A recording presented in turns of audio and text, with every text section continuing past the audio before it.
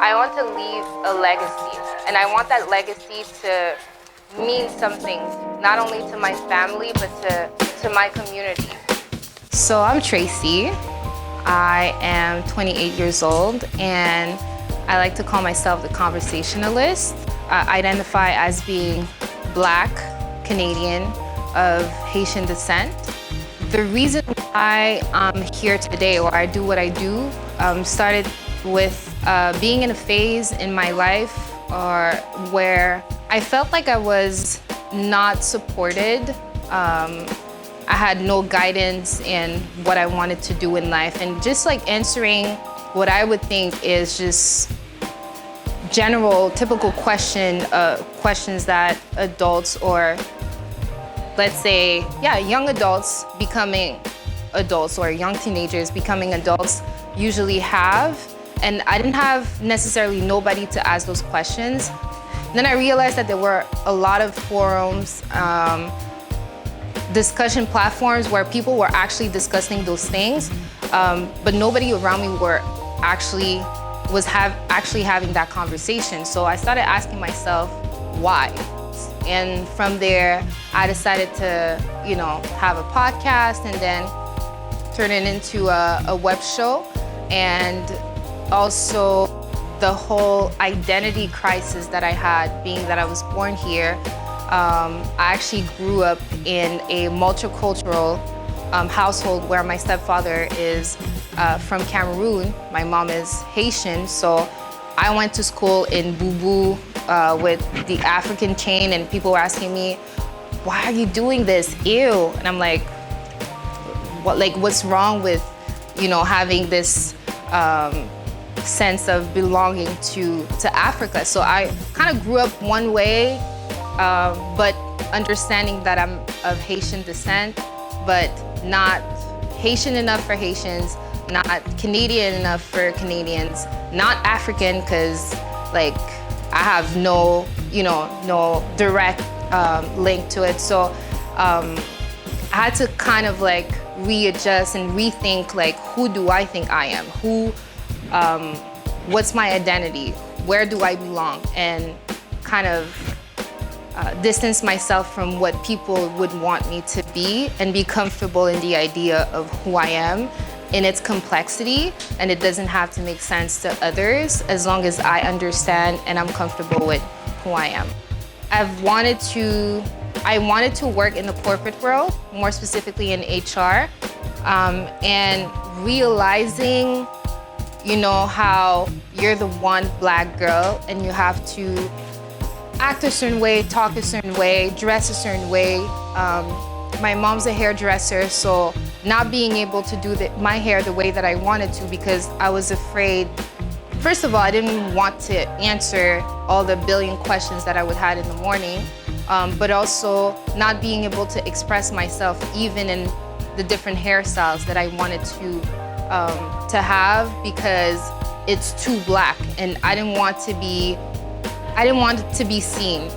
I just wanted to be part of the mass and live my life. I didn't want to talk too loud. I didn't want to,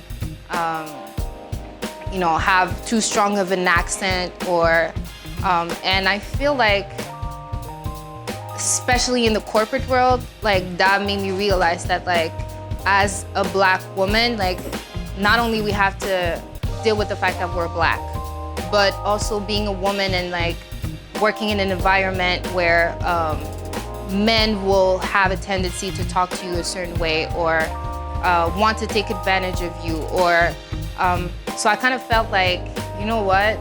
I need to be able to have those conversations. I need to make other people around me feel comfortable, whether you identify as a man or a woman or whatever.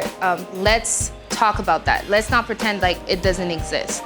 So I would think for me, that's what really, as a Black woman, pushed me to want to do what I'm doing. So basically, I have a show. It's called Under the Roof, and the show is, the goal of it is to engage in community building conversations. So I really, like I said, want people to, kind of, if I could say, cross-cultural learning. So between communities, because I feel like one thing that hinders us for sure, it's either the lack of information, access to it, or knowledge of the information that's out there. So by not seeing your own bubble in your own head, in your own circle, and learning about how others do things, not only will you understand how much you can relate to everybody. We're all the same. Like we truly are.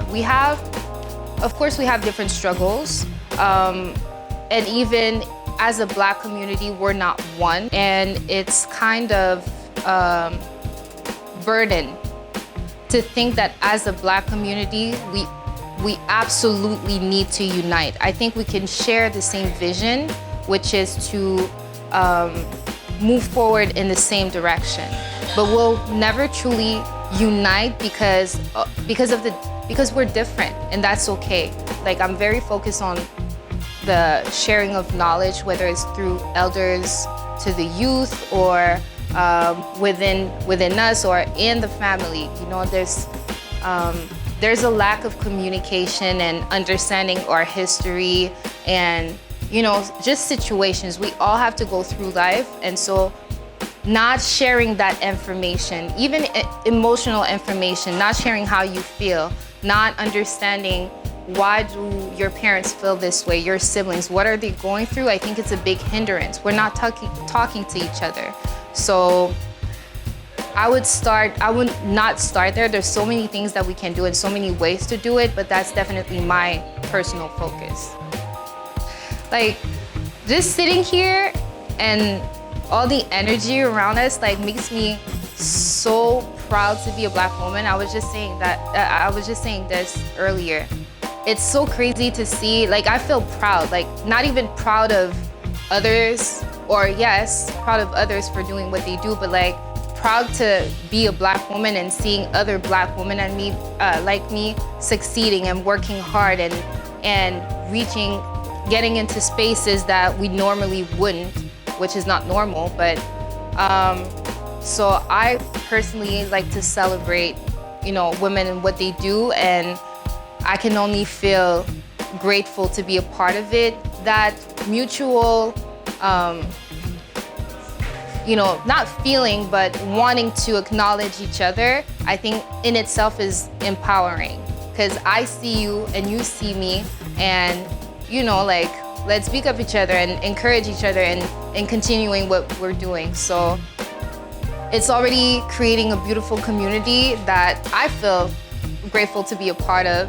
And I really hope that we can continue on that path. But I just really want to share, like, spread love to everybody and, like, hey, you need help? Like, let me help you do this. So my full potential, let's say, if I had to say, let me just throw myself out there, I would see myself as not necessarily at the head, if I have to be honest, but part of an organization that is changing things, like, that is helping people, that we see families, like, feel empowered by this. I want other young Black women, girls, even young Black boys to be inspired and to say, hey, like, she did that. Through my platform, what I want is really people to start either reaffirming what they actually believe in, who they are, their beliefs, their morals, their values, or actually go to bed and be like, you know what? I'm not sure I identify as, you know, to this religion. I'm not sure I am as responsible or trustworthy than I think. Like, just really be comfortable with not knowing for sure who you are, and be open to always know more. The more you know, the more you realize you don't know. So that's really my whole point, like, my whole goal with those conversations. It's, you know, kind of reaffirm yourself, but also never be comfortable with thinking who you actually think you are. Like, throughout a life, you'll definitely change, evolve, learn more. Don't be scared to be yourself. Don't be scared to, like, live in your truth. And by living my own truth, then that's where I can inspire someone to make changes or basically see progress in this world.